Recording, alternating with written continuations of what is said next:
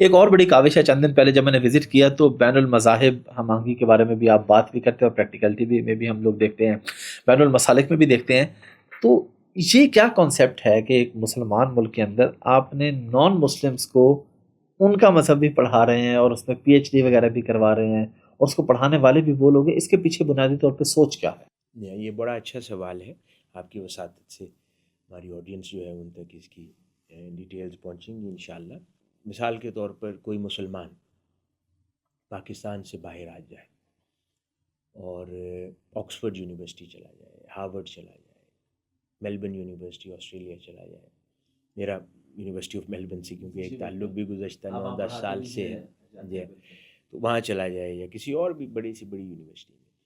تو Christian countries ہیں یا نان مسلم کنٹریز کہہ لیں، ضروری نہیں ہے کہ ساری کرسچن کنٹریز ہیں، لیکن بینگ اے مسلم آپ اس میں واک ان کریں، آپ کو وہ آپ کے مذہب میں ڈگری کروا دیتے ہیں.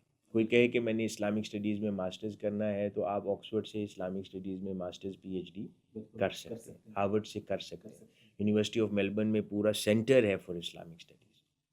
اب وہ نان مسلم کنٹریز ہیں، نان مسلم یونیورسٹیز ہیں، اس کے باوجود ایک بنیادی احترام انسانیت کے تصور میں اور حقوق انسانیت میں کہ ایک مذہبی طبقہ ہے، ان کو ان کے سبجیکٹ کا دروازہ ان پر کھول رکھا ہے.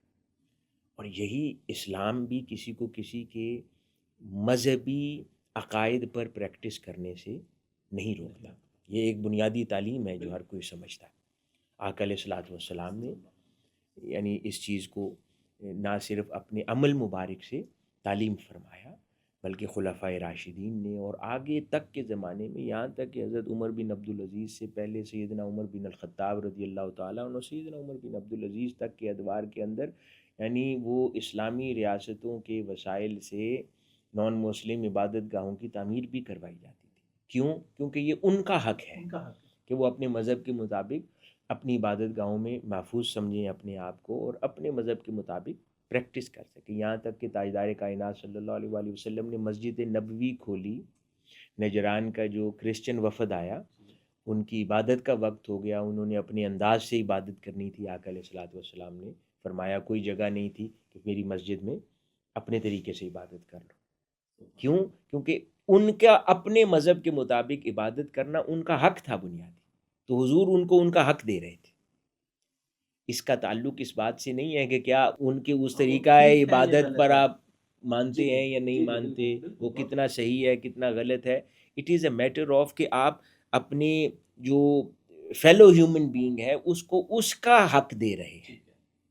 تو پاکستان میں انفارچونیٹلی پاکستان کا آئین ہو، قائد اعظم رحمۃ اللہ علیہ کی تعلیمات ہوں، یا اس کے اندر اس کی گنجائشیں 100% موجود ہیں، لیکن انفارچونیٹلی پاکستان کے اندر پبلک یا پرائیویٹ سیکٹر یونیورسٹی میں کسی ایک ادارے میں آج تک کوئی ایک ایسا ڈپارٹمنٹ موجود نہیں ہے جہاں پر کوئی ہندو جا کر کہے میں نے ہندوازم میں ماسٹرز کرنا ہے اور کوئی یونیورسٹی اسے کروا دے. کوئی کرسچن جا کر کہے میں نے بائبل اسٹڈیز میں ماسٹرز یا پی ایچ ڈی کرنی ہے اور کوئی اسے کروا دے.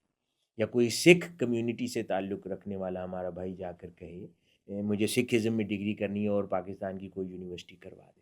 تو در حقیقت یہ سارے پاکستان کے ہی سٹیزنز ہیں، لیکن انفارچونیٹلی ان انٹینشنلی ہم نے ان کو ان کی بنیادی ضرورت اور حق سے محروم رکھا تھا، جو کہ پاکستان کا آئین اور قائد اعظم کی فرمودات اس کی اجازت نہیں دیتے.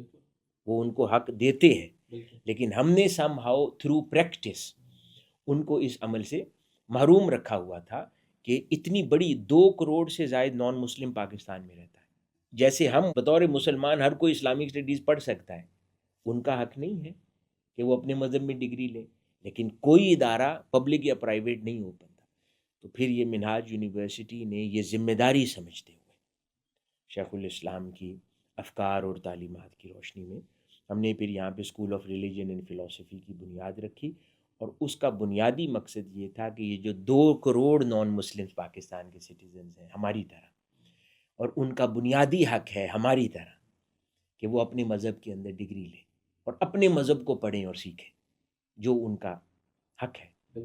تو ان کو انہی کا مذہب انہی کے اساتذہ کے ذریعے پڑھوانے کے لیے اس ڈپارٹمنٹ کی بنیاد رکھی، کیونکہ ان کے اپنے اساتذہ نہ ہوں تو پھر کمپیریٹیو ریلیجن آ جاتا ہے، کہیں نہ کہیں کسی سٹیج پہ بائسڈنس آ جاتی ہے. تو یہاں مقصد تقابل ادیان یا ان کا مقابلہ کروانا نہیں تھا، مقصد یہ تھا جیسے ہم اسلامک اسٹڈیز کے بارے میں جانتے ہیں تو اپنی کتاب پڑھتے ہیں، تو ان کا حق ہے وہ کرسچینٹی پڑھنا چاہتا ہے وہ پڑھے.